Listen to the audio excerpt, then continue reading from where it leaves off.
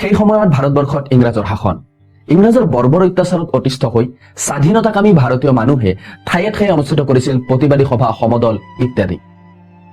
এই প্ৰতিবাদী কণ্ঠক মষিমূৰ কৰাৰ উদ্দেশ্যে ইংৰাজ চৰকাৰে 1919 চনত আনিছিল ৰাওলাট আইন। এই আইনৰ অধীনত ইংৰাজ চৰকাৰৰ পুলিচে স্বাধীনতা সংগ্ৰামীসকলক সন্দেহৰ আধাৰত গ্ৰেপ্তাৰ কৰিব পাৰিছিল আৰু বিনা বিচাৰে জেললৈ প্ৰেৰণ কৰিব পাৰিছিল। এই স্বেচ্ছাচাৰী ৰাওলাট আইন আৰু দুজন স্বাধীনতা সংগ্ৰামী সত্যপাল আৰু সাইফুদ্দিন কিছলুক ইংৰাজ চৰকাৰে গ্ৰেপ্তাৰ কৰাৰ প্ৰতিবাদত পঞ্জাৱৰ অমৃতসৰত অনুষ্ঠিত হৈছিল এখন প্ৰতিবাদী সভা। স্থান আছিল পঞ্জাৱৰ অমৃতসৰৰ বিখ্যাত স্বৰ্ণ মন্দিৰৰ কাষতে থকা জালিয়ানৱালাবাগ। এইখন আছিল এখন গাৰ্ডেন বা বাগিচা, যাৰ চাৰিওপিনে ওখ ওখ দেৱাল আছিল আৰু তালৈ সোমাই যোৱাৰ কাৰণে আছিল এটা সৰু ৰাস্তা। সেইদিনা আছিল 1919 চনৰ 13 এপ্ৰিল। এপ্ৰিল মাহত আমি অসমীয়াসকলে যিদৰে পালন কৰোঁ বহাগ বিহু, ঠিক তেনেদৰে কৃষি প্ৰধান ৰাজ্য পঞ্জাৱত পালন কৰা হয় বৈশাখী।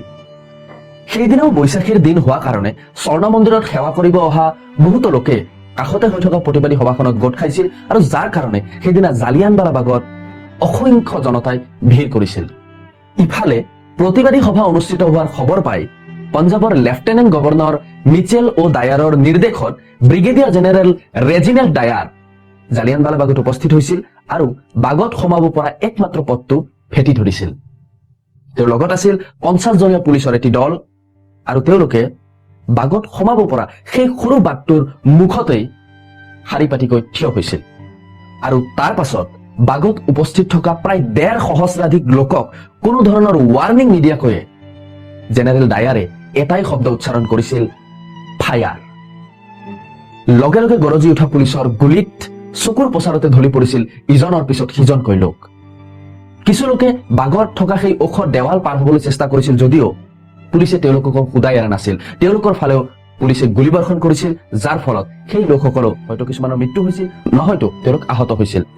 বাগৰ পৰা ওলোৱাৰ কোনো ৰাস্তা নেদেখি যিহেতু সন্মুখত থকা একমাত্ৰ ৰাস্তাটোত পুলিচ থিয় হৈ আছিল আৰু তেওঁলোকে অহৰহ গুলীবৰ্ষণ কৰি আছিল, গতিকে কিছু লোকে ভাবিছিল যে তাত যিটো এটা ডাঙৰ কুঁৱা আছে, সেই কুঁৱাটো জাপ মাৰিলে কিজানি তেওঁলোকৰ প্ৰাণ ৰক্ষা পৰিব। কিন্তু নিৰ্মম ইংৰাজৰ পুলিচে তেওঁলোকক সুদাই এৰা নাছিল।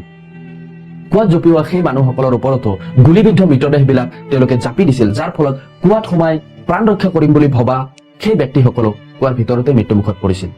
50 জনীয়া দলটোৰ লগত থকা সকলো গুলী শেষ নোহোৱালৈকে এই গুলীবৰ্ষণ চলিয়েই আছিল আৰু 10 মিনিট ধৰি চলা এই গুলীবৰ্ষণত 379 জন লোক নিহত আৰু 1200তকৈও বেছি মানুহ আহত হৈছিল।